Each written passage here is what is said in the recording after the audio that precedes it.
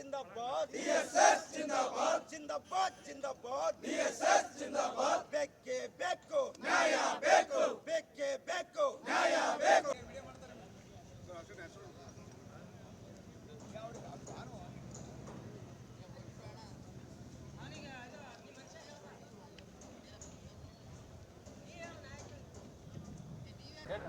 ಕೆಲವು ದಿನಗಳ ಹಿಂದೆ ಏನು RSS 100 ವರ್ಷ ಆಯಿತು 100 ವರ್ಷ ಆಯ್ತು ಅಂತೇಳಿ ಏನೋ ವಿಜಯೋತ್ಸವವನ್ನು ಮಾಡ್ತಾಯಿದೆ ಇಡೀ ದೇಶಾದ್ಯಂತ. ಆ ವಿಜಯೋತ್ಸವವನ್ನು ನಮ್ಮ ಜಿಲ್ಲಾ ಉಸ್ತುವಾರಿ ಸಚಿವರಾಗಿರ್ತಕ್ಕಂಥ ಪ್ರಿಯಾಂಕ್ ಖರ್ಗೆ ಸಾಹೇಬರು, ನೀವು ವಿಜಯೋತ್ಸವವನ್ನು ಮಾಡ್ಕೊಳ್ಳಿ, 100 ವರ್ಷ ಆಗಿದೆ, ನಿಮ್ಮ ವಿಜಯೋತ್ಸವವನ್ನು ಮಾಡ್ಕೊಳ್ಳಿ, ಆದರೆ ಸರ್ಕಾರಿ ಶಾಲೆಗಳಲ್ಲಿ, ಸರ್ಕಾರಿ ಕಚೇರಿಗಳಲ್ಲಿ, ಸರ್ಕಾರಿ ಕಾಲೇಜುಗಳಲ್ಲಿ ನಿಮ್ಮ ವಿಜಯೋತ್ಸವವನ್ನು ಮಾಡಬೇಡಿ. ಯಾಕಂದರೆ RSS ಎಲ್ಲ ಕಾಲೇಜ್ ಹುಡುಗರಿಗೆ ಮತ್ತು ಹೈಸ್ಕೂಲ್ ಹುಡುಗರಿಗೆ, ಸಣ್ಣ ಸಣ್ಣ ಮಕ್ಕಳಿಗೆಲ್ಲ ದೇಶದ ಬಗ್ಗೆ ತಿಳುವಳಿಕೆಯನ್ನು ದೇಶದ ಬಗ್ಗೆ, ಒಂದು ಸಂವಿಧಾನದ ಬಗ್ಗೆ, ದೇಶದ ಬಗ್ಗೆ ಒಳ್ಳೆಯ ವಾತಾವರಣನ ನಿರ್ಮಾಣ ಮಾಡ್ದೇನೆ ದೇಶದ ಬಗ್ಗೆ ಆಗಲಿ ಸಂವಿಧಾನದ ಬಗ್ಗೆ ಆಗಲಿ ಇಲ್ಲ ಸಲ್ಲದ ಆರೋಪಗಳನ್ನು ಮತ್ತು ಅದರ ತದ್ವಿರುದ್ಧವಾಗಿರ್ತಕ್ಕಂಥ ಜ್ಞಾನವನ್ನು ನೀವು ಶಾಲಾ ಮಕ್ಕಳಿಗೆ ಕೊಡ್ತಾಯಿದ್ದೀರಿ.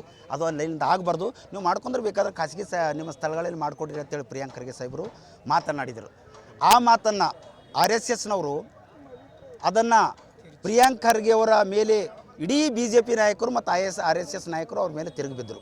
ಮತ್ತು ಕೆಲವು ವಿಕೃತ ಮನುಷ್ಯರು ಏನು RSSಲಿಂದ ಟ್ರೈನಿಂಗ್ ತೊಗೊಂಡು ಬಂದಿದ್ದಾರಲ್ಲ, ಮೋಹನ್ ಭಗವತ್ ಏನಾದ್ರದ್ದು ರಾಷ್ಟ್ರೀಯ ಅಧ್ಯಕ್ಷರಿದ್ದಾರಲ್ಲ, ಅವ್ರದ್ದು ಏನು ಟ್ರೈನಿಂಗ್ ತೊಗೊಂಡು ಬಂದಾರಲ್ಲ RSSನಾಗ ಇದ್ದಂಥ ಕೆಲವರು ಮತ್ತು BJP ಅವರೆಲ್ಲ ಪ್ರಿಯಾಂಕ್ ಖರ್ಗೆ ಅವರಿಗೆ ಮತ್ತು ಪ್ರಿಯಾಂಕ್ ಖರ್ಗೆ ಅವ್ರ ತಾಯಿಗೆ, ತಂದೆಯವರಿಗೆ, ಅವ್ರ ಮನೆಯವರಿಗೆಲ್ಲ ಅಶ್ಲೀಲ ಪದಗಳು, ಕೆಟ್ಟ ಪದಗಳು, ಅಂಥ ಪದಗಳನ್ನು ಅದು ಎಲ್ಲಿ ಹುಟ್ಟುತ್ತದೆ ಅಂದರೆ RSSನವ್ರ ಬಳಿ ಹುಟ್ಟುತ್ತದೆ. ಅಂಥ ಪದಗಳು, ಅಂಥದ್ದೆಲ್ಲ ನಾಲೇಜು, ಅಂಥದ್ದೆಲ್ಲ ತಿಳುವಳಿಕೆ ಎಲ್ಲ RSSನಲ್ಲೇ ಕೊಡ್ತಾರೆ ಅಂತೇಳಿ ನನ್ನ ಭಾವನೆ.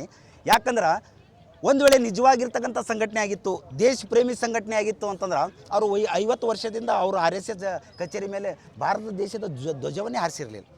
ಸಂವಿಧಾನದ ಬಗ್ಗೆ ಎಂದು ಮಾತಾಡಿಲ್ಲ. ಸಂವಿಧಾನದ ಬಗ್ಗೆ ವಿರೋಧ, ಭಾರತದ ಧ್ವಜದ ಬಗ್ಗೆ ವಿರೋಧ, ಜಾತಿ ಜೀವಂತವಾಗಿರಬೇಕು, ಮೂಢನಂಬಿಕೆ ಜೀವಂತ ಆಗಿರಬೇಕು, ಮೇಲು ಕೀಳು ಭೇದ ಭಾವ ಜೀವಂತ ಆಗಿರಬೇಕು ಅನ್ನೋದೇ ಇದು RSSನ ಉದ್ದೇಶ. ಅದು ಯಾವುದೋ ದೇಶ ಬದಲಾವಣೆ ಆಗಬೇಕು, ಪರಿವರ್ತನೆ ಆಗಬೇಕು ಅನ್ನೋ ಅವ್ರದ್ದೇನು ಉದ್ದೇಶ ಏನಿಲ್ಲ. ಆ ಕಾರಣಕ್ಕಾಗಿ ಪ್ರಿಯಾಂಕ್ ಖರ್ಗೆ ಸಾಹೇಬರು ಈ ರೀತಿ ಮಾತಾಡೋದ್ರಿಂದ ಪ್ರಿಯಾಂಕ್ ಖರ್ಗೆ ಸಾಹೇಬರ ಮೇಲೆ ಏನು ತಿರುಗಿ ಬಿದ್ದಿದ್ದಲ್ಲ, ಅವ್ರು ಯಾರು ಕರೆಗಳನ್ನು ಮಾಡಿ ಕೊಲೆ ಬೆದರಿಕೆ ಹಾಕಿದ್ದಾರೆ, ಅಶ್ಲೀಲ ಪದಗಳನ್ನು ಬಳಸಿದಾರಲ್ಲ, ಅವ್ರು ಎಲ್ಲರಿಗೂ ಕೂಡ ಗಲ್ಲಿಗೇರಿಸಬೇಕು.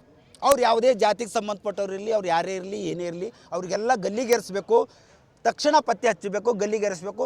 ಏನು ಕೋಮು ದ್ವೇಷವನ್ನು ಬಿತ್ತತಕ್ಕಂಥ RSSನ್ನು ಈ ದೇಶದಿಂದ ಬ್ಯಾನ್ ಮಾಡಬೇಕು. Suresh Adimani DSS leader. Okay.